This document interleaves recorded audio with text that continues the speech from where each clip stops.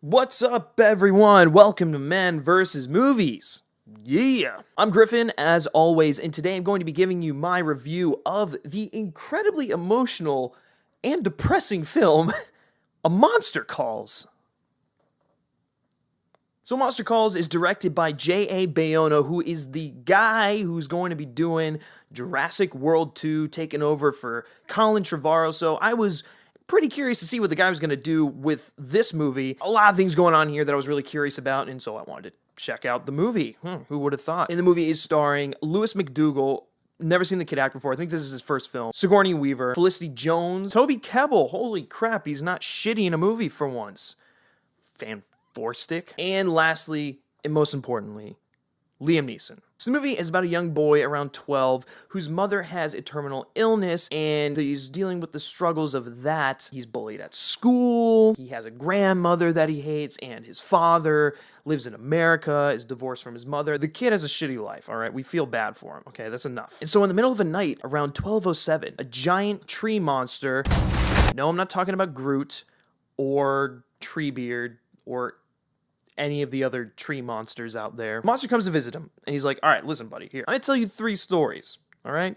You're going to listen to them, you're going to apply them to your real life, and then you're going to tell me a story. That's basically the premise of the film. The stories are parallels to what's going on in Connor's real life. That's the name of the boy, by the way. And the movie really deals with growing up. It's a coming-of-age story in a dark, twisted way, and dealing with these tragic moments in one's life. So yeah, you heard everything there. Naturally, this is a very depressing film, a sad film, given the subject matter. And yeah, it's probably the saddest movie of the year, and one of the saddest movies I've really ever seen. I mean, the ending. But just because it's a sad movie doesn't mean it's a bad movie.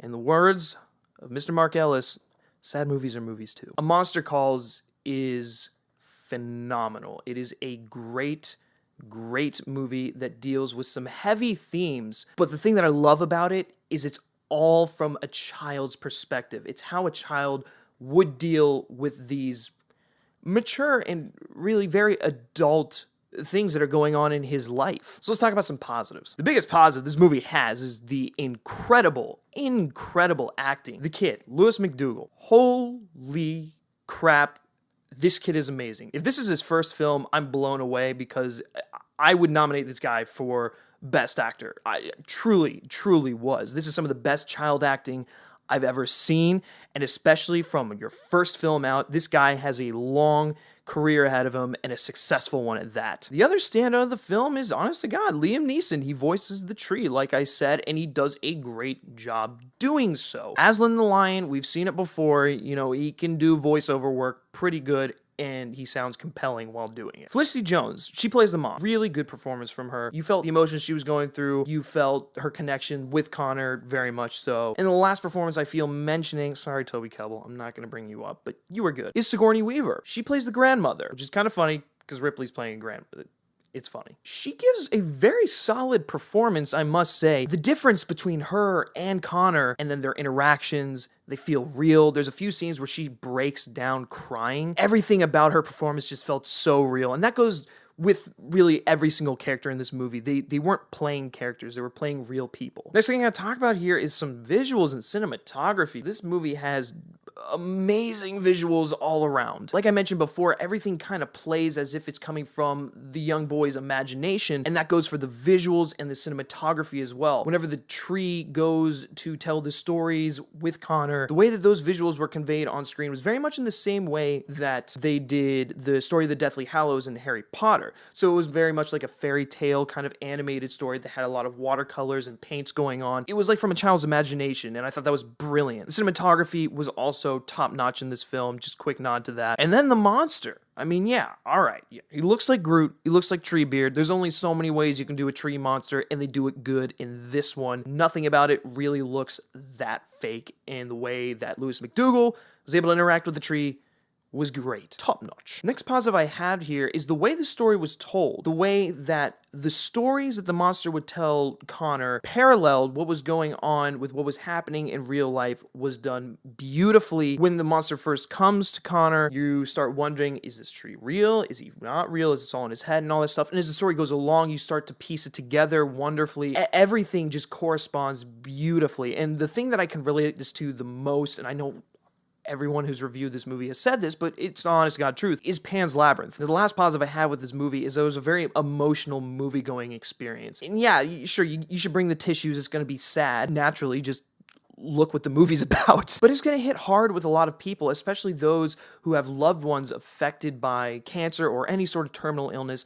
This is going to be a movie that's going to affect you really, really hard, and I think you're going to be able to appreciate it that much more. Much in the same way that Silence is going to hit those of faith in a really heavy way, this movie is going to hit those who've been affected by death, really, in a seriously emotional way. People are going to be affected by this movie. It's going to move them. All right, so let's move on to some negatives here. So not necessarily a negative, but rewatchability for this film, incredibly low. I do not want to go through this emotional roller coaster experience ever again, to be quite frank with you. I will probably not watch this movie for a very long time just because of how tolling it is on you. And I think that's going to be the case with a lot of people. The themes that are dealt with throughout this movie are just so dark and grim, to be frank, that yeah, rewatchability, it's not very high. Next negative, which is not necessarily a negative, but it's something I'm going to point out. This is not necessarily the family film that the trailers are looking to pitch it as. Yeah, the trailers make it look like it's the dark version of the BFG. That is not the case. This is a very mature family film. Honestly, this movie is way too intense for younger kids. I'd say maybe 10 and up at the very bare minimum. Middle school kids and up are going to be the kids or the people that are really going to be able to enjoy this film. Because, once again, the main character is 12. It's a middle school-aged kid, and it deals with the way he's coping with these events. So I think that it teaches some really important lessons to that age demographic. But once again, because of the grim and depressing subject matter, this is not for younger kids. All right, so with all that out of the way, A Monster Calls, what am I going to give? Well, I've struggled with this rating for a little while because, yeah, the depressing nature of the film, there's not a lot of rewatchability, but the movie is beautiful. It's brilliant filmmaking. It's a very intelligent family film. So I have to say, even though the movie is a difficult watch, which it is, it's hard, it's sad, there really are not too many flaws with it. Because I can't really find any hard negatives with the movie, it really is a supercharged emotional journey. Not one that you're going to revisit by any means, but it's important and it's well done. Thanks guys for watching. Hopefully you've enjoyed this cry fest of A Monster's Calls. Let me know what you thought of the film in the comments section below. I know this movie has been kind of divisive for people, but mostly positive, so I'm really curious to hear what you have to say. And if you did like this video, be sure to like it, share it with your friends, subscribe to our YouTube channel. I put out a review for Silence, which is the newest Martin Scorsese film. You can check that out at your leisure. Also, be sure to like Men vs. Movies on Facebook and follow us on Twitter simply by searching Men v Movies. And if you like me specifically, like what I have to say, you can always give me a follow on Twitter at Griff Schiller. Boom, boom, boom, boom, boom, boom, boom. All right, that's going to do it for this review, guys. And until next time, take care.